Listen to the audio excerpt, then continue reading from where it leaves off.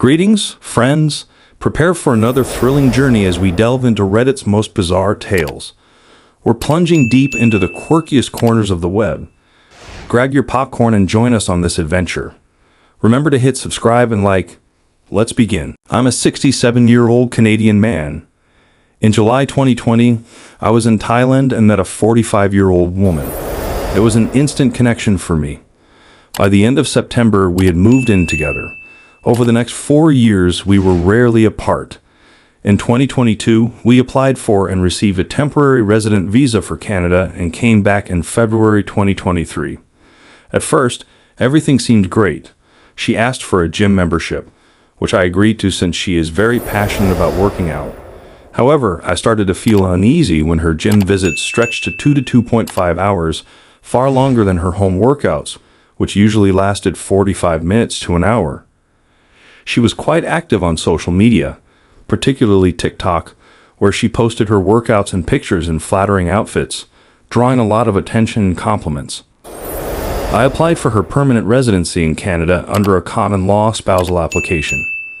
After submitting this, I'd also applied for her open work permit, which she received a month later. About 6 months after we arrived in Canada, she met another Thai woman and they became fast friends. This woman owned a nail salon, and my wife started visiting her to learn the trade, eventually taking on an unpaid internship where she worked for tips. Reliving this is painful for me. On the last Saturday in July, while I was at a friend's place, my wife texted me around 8 p.m. saying she was going to another friend's place and that she loved me. My daughter picked me up, and I got home around 10 p.m. I texted my wife to let her know I was home, but I didn't get a response. I tried reaching out multiple times through various channels but got no answer.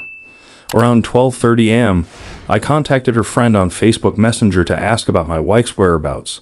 Her friend said she hadn't seen my wife all day, despite my wife telling me she was with her. When her friend contacted her, my wife told her she was at a park. Eventually, my wife messaged me saying, "Don't worry, I'll be home soon." When I asked her which park, she mentioned one near No Frills, about 10 minutes away. She still hadn't returned by 1:15 a.m., so I texted her again. She insisted she was on her way, but when she finally arrived at 1:30 a.m., she was intoxicated. I questioned her about where she had been and with whom, but she snapped at me, claiming she was alone and just needed some space. I was supporting her financially, paying around $500 CAD a month for her truck, plus additional insurance expenses. I also covered her wants and needs, maxing out 2 credit cards for her sporting equipment, apparel, cosmetics, and specialty Asian food. Given all this, I was puzzled as to why she felt the need for space. The next day, I visited her nail salon friend's place and spoke to her husband, who seemed to be hiding something from me. 2 nights later, around 5 a.m., I felt compelled to check her spare phone, which she used for her Thai apps. Her main phone, always in her possession, was on silent and locked quickly. Turning on the spare phone, I noticed a message notification from a man with heart emojis. Unable to unlock her phone, I woke her up and asked her to unlock it. She held it close and asked why, but eventually, she did unlock it. Worried she might delete something, I glanced at the screen as she unlocked it. The first message was from a man attempting a video call, saying, "Call me if you can." She had sent him a photo of me at the computer, indicating she couldn't talk. He replied, "He's not paying attention to you. Send me a photo." She sent him a selfie with me in the background.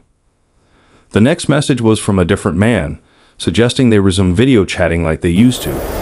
She replied that she wanted to but couldn't do it at night. The next message was from her friend at the nail salon. She mentioned, "You probably already know, but I need to tell you anyway." He came by to ask Rick, her husband, about that day. Instead of asking me, he went to Rick. It's like he's searching for them. My wife's response was simple, "Just pretend you don't know." The last message was from another man, complimenting her and saying how lucky her husband was to have such an incredible woman. She responded by saying, "He's not my husband, just my fiancé. We're not married yet, and I'm not the only one who thinks I'm amazing. All my boyfriends say the same thing." He then said, "If you ever find yourself single, reach out to me." She replied, I will for sure. He asked, promise? She confirmed, promise. The conversation then shifted to him saying he'd love to meet her, to which she responded, I would love that too. You're such a sweetheart. These exchanges didn't happen all at once but spanned nearly a year. Their conversations continued, with him reacting to her TikTok stories, complimenting her appearance with comments like, you're so sexy, and God, you're gorgeous. She responded with thanks and flirtatious remarks like, my fiancé is getting jealous of you, which was completely untrue since I had no idea they were even talking. He then suggested he would stop commenting on her posts, adding that he didn't mean anything wrong. She reassured him, saying, it's fine. He gets jealous because I'm active online, and I like all active people. But he's not like that. The exchange escalated when he asked, so, if we meet, would you spend the night with me? She didn't directly answer but asked, when do you think we can meet? He replied that he wasn't sure but would love to. She then hinted at a plan, saying, I have a good time in mind when it might be possible to spend the night together, September 6.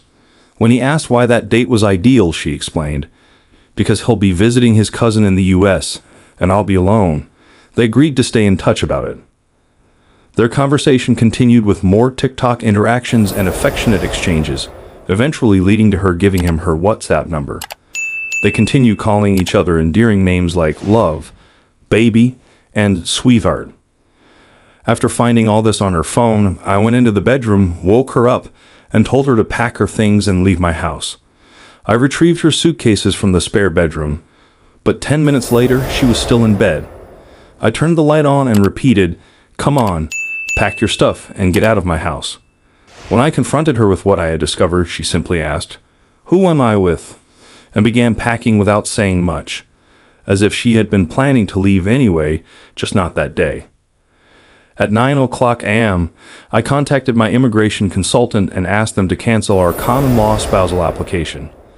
I explained that I had caught her cheating and that she had used me for entry, an open work permit, and spousal sponsorship.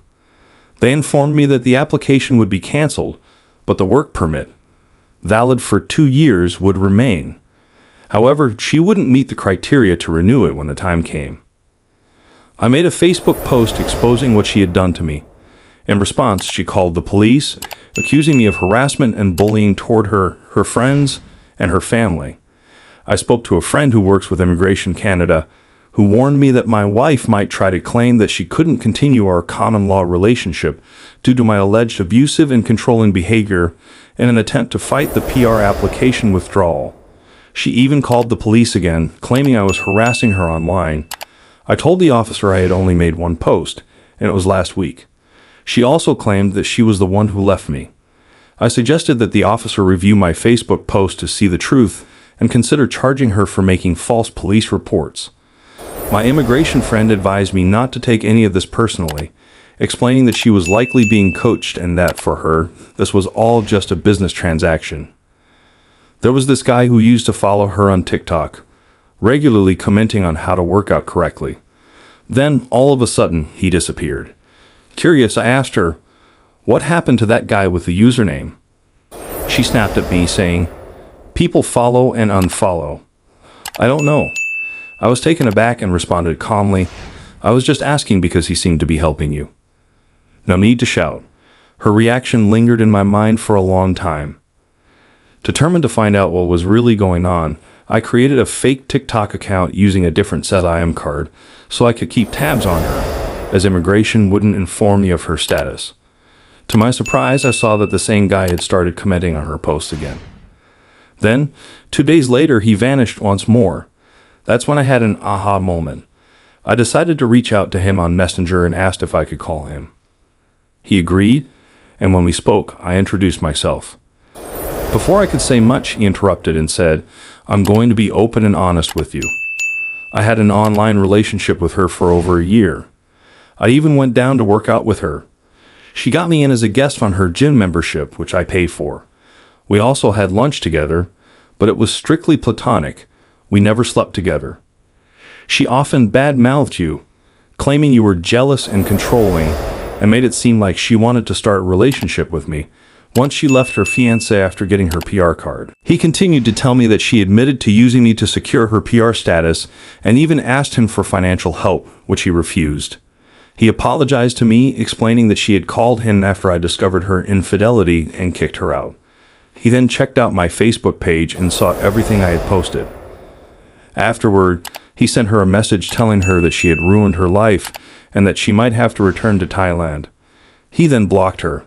He also assured me that if this situation ever goes to court, he would be willing to testify on my behalf. I've been reading self-help posts on how to cope with this betrayal. One of them suggested forgiveness. But I know I could never forgive her, and here's why. My mother passed away on May 16 at the age of 93. Just 3 days before she died, my wife leaned in close to her and said, "Mom, I love him. I'll take care of him. Don't worry." I still tear up when I recall this moment. My mother, with her last bit of strength, gasped and said, "Thank you. I love you." My wife responded, "I love you too, Mom." How could someone with such a dark side say something like that? I'm struggling now. Every trace of her is gone from the house, except for her fingerprints. The pain of being lied to, cheated on, and betrayed is almost unbearable. I truly feel sorry for the next person she deceives because she will never change. She'll do to him exactly what she did to me. It's in her nature. I used to tell her multiple times a day how beautiful and attractive she was, but she needed to hear it from multiple men. She craves attention from other men. It's a real problem. How do I move on from this?